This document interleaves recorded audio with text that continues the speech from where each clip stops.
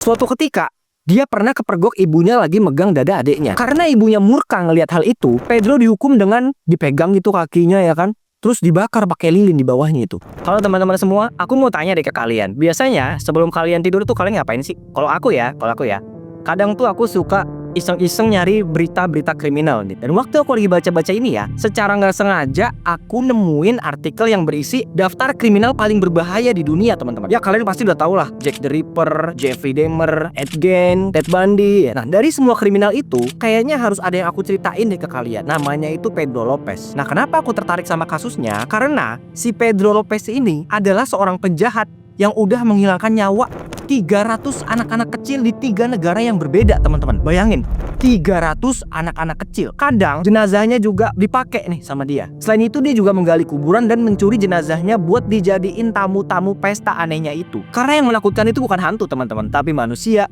yang udah kehilangan akal dan pikiran. Inilah kisah paranoia kali ini. Pedro Lopez, aka The Monster of Andes. Jangan lupa subscribe.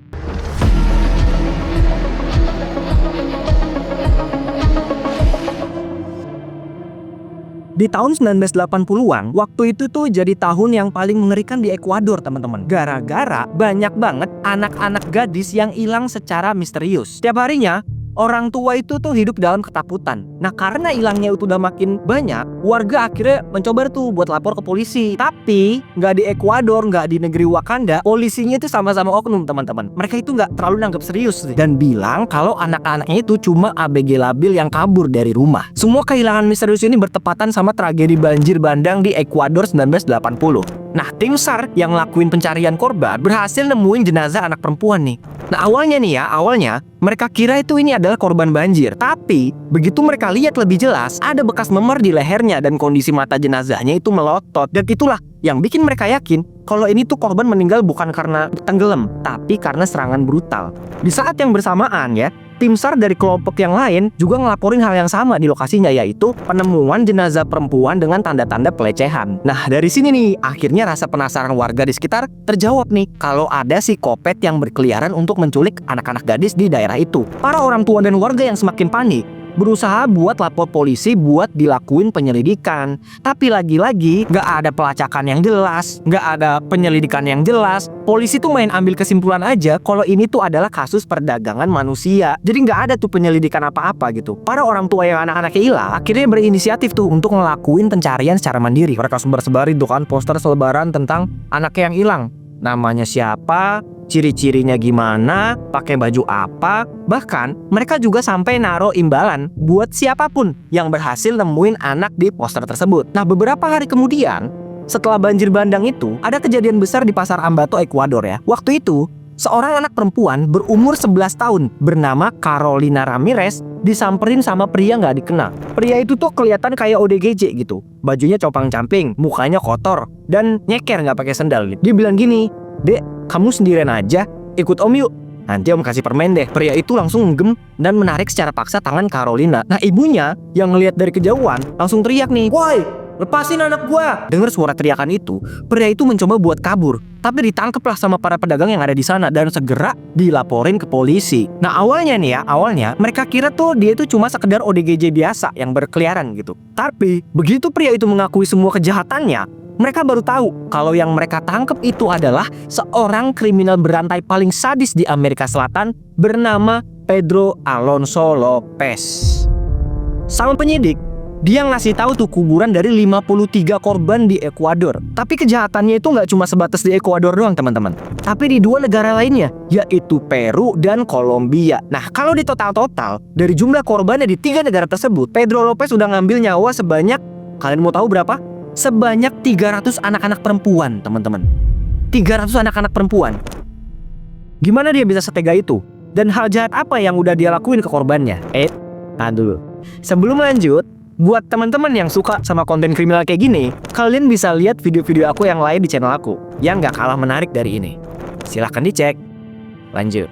Pedro Alonso Lopez lahir di 8 Oktober 1948 di kota Santa Isabel, Kolombia. Nah, kalau teman-teman buka buku sejarah, di tahun ini tuh Kolombia itu lagi terjadi kericuan besar-besaran gara-gara kandidat calon presidennya itu tewas bunuh. Para pendukung yang marah akhirnya pada turun ke jalan, bakar-bakar ban, ngancurin fasilitas umum, pokoknya anarkis banget deh. Nah bahkan ada satu kota yang bener-bener ludes gara-gara dibakar sama pendemo. Intinya itu chaos banget lah. Nah otomatis roda ekonomi negaranya juga anjlok tuh. Jadinya kemiskinan ada di mana-mana. Dan itulah kondisi kehidupan Pedro dan keluarganya. Saking miskinnya, ibunya itu terpaksa buka jasa jadi PSK di rumah untuk memenuhi kebutuhan sehari-hari. Karena mainnya di rumah, jadinya tuh tiap malam anak itu sering dengar suara mendesah dari ibunya. Dan suara itu selalu ada di setiap malam tuh ketika mereka tidur. Dan ibunya ini juga tipikal orang ya temperamen. Dia nggak segan-segan menyiksa, memaki, dan menghukum anak-anaknya. Dan di lingkungan inilah Pedro tumbuh dengan banyaknya seksualitas, ya kan, brutalitas. Dia nggak pernah belajar atau minimal tahulah apa itu kasih sayang. Di umur dia 8 tahun, Pedro pernah coba buat ngelakuin pelecehan, teman-teman. Nah parahnya,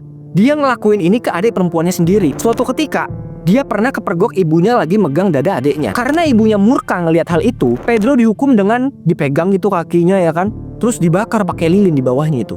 Nah abis dari situ, seketika dia didepak keluar dari rumah dan mulai hidup sebagai gelandangan. Tidur di kolong jembatan, ngorek-ngorek tempat sampah, kadang juga minum air bekas minuman di restoran gitu. Wah pokoknya parah banget deh. Selama berminggu-minggu dia hidup kayak gini teman-teman. Sampai suatu ketika dia ngerasa kayak punya harapan nih setelah ketemu sama bapak-bapak datang dan berniat untuk mengadopsinya sebagai anak. Wah di sini dia tuh sedangnya bukan main ya kan. Akhirnya dia nggak perlu lagi tuh ngerasain hidup sebagai gelandangan. Waktu digandeng ini ya sama bapak itu ya, dia tuh udah mikir nih, wah aku akan tinggal di rumah mewah nih, punya keluarga baru, sering ngumpul rame-rame, dapat tempat tidur yang nyaman gitu. Tapi semua itu berubah jadi air mata waktu dia dibawa ke gedung kosong, teman-teman. Di sana ternyata bapak itu memperkeos Pedro secara kasar, secara brutal, sampai pada lecet-lecet. Seketika hati dan harapan anak umur 8 tahun itu hancur berkeping-keping, teman-teman. Inilah dunia tempat dia hidup, di mana dia dikelilingin sama trauma dan kepedihan. Kemanapun dia pergi,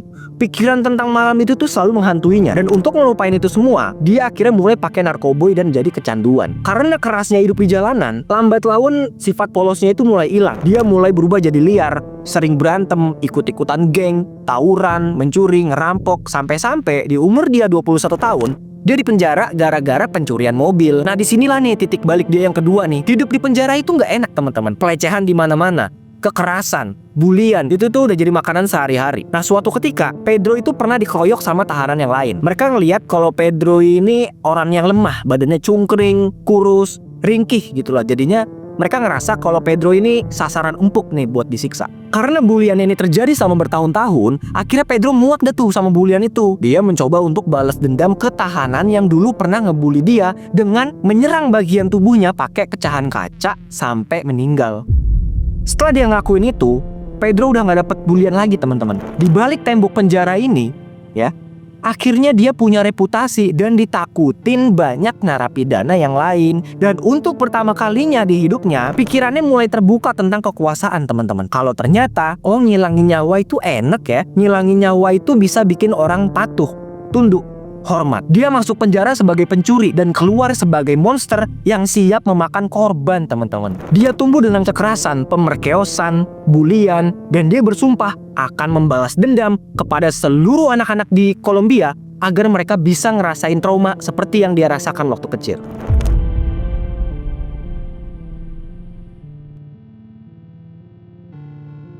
Begitu dia bebas, dia langsung pergi ke pegunungan Andes, masuk ke perkampungan di Peru, dan mulai nyari korban di sini. Dia mulai nyari anak-anak kecil yang gak punya keluarga, khususnya itu gelandangan. Dia telusurin tuh kan pasar-pasar tradisional, gang-gang sepi. Dia cari anak-anak yang cantik yang sesuai sama kriterianya. Begitu dia dapet, ya dia tawarin hadiah-hadiah kecil lah, kayak permen, mainan, gantungan kunci, dan lain sebagainya. Pokoknya dia lakuin segala cara biar korbannya itu mau ikut. Setelah dapet, dia bawa korban itu ke tempat sepi dan mulai menyerang lehernya sambil ngelakuin pemerkeosan.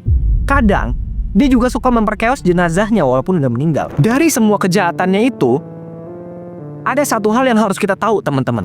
Dia itu selalu ngelakuin kejahatannya di siang bolong. Karena apa? Karena biar dia bisa menikmati secara langsung tangisan, rintihan dari para korban-korbannya. Dan dia nggak bisa ngerasain itu ketika gelap.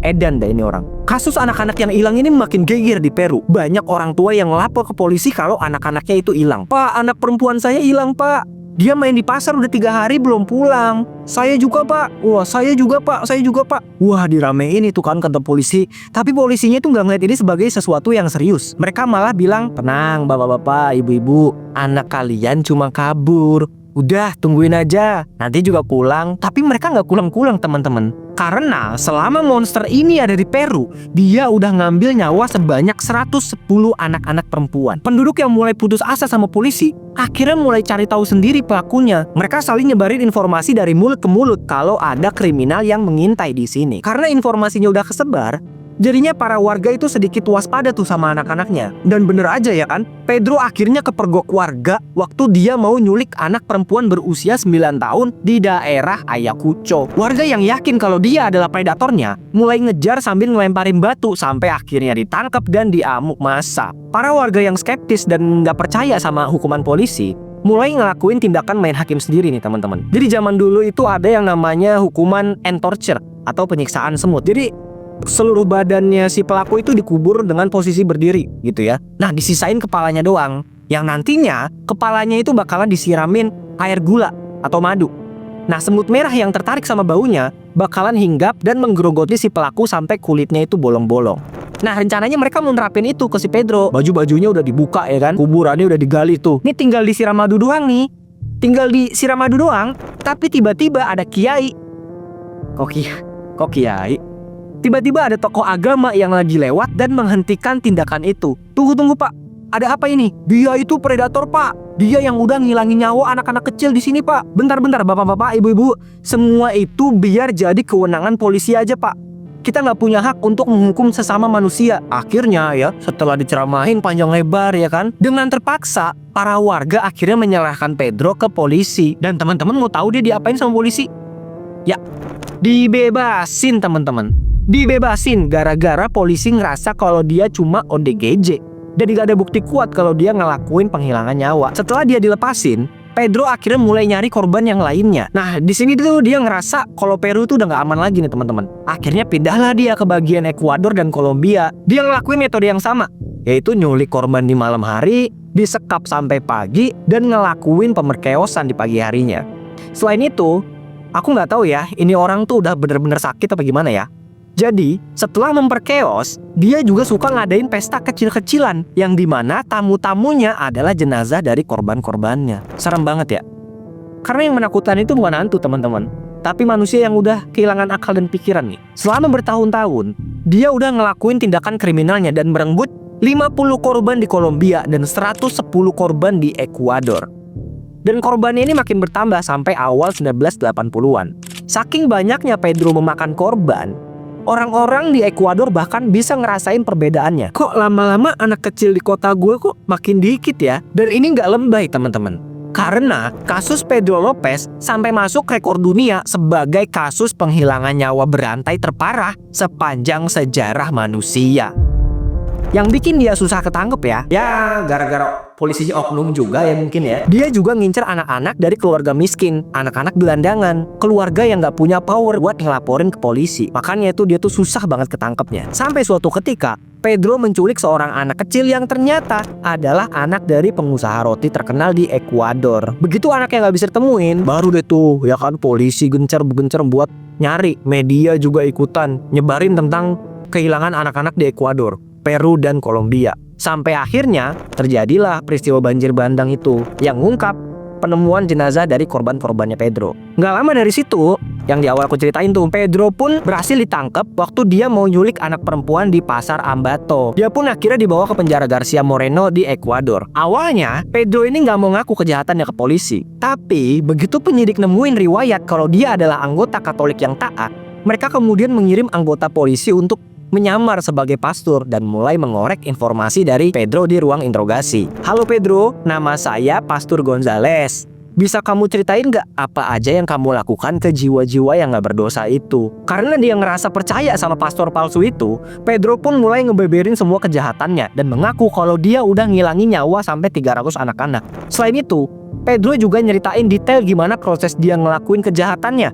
Dari mulai cara memikat korbannya sampai apa aja yang dia lakuin sama jenazahnya. Pastor palsu itu yang dengar semua detail itu keluar dari ruangan dengan tangan dan badannya itu gemeter teman-teman. Dan bilang ke teman polisi yang lain kalau orang di dalam itu bukan manusia pak. Bukan manusia. Selain pengakuannya, Pedro juga ngasih tahu para penyidik di mana titik lokasi dia mengubur para korban-korbannya.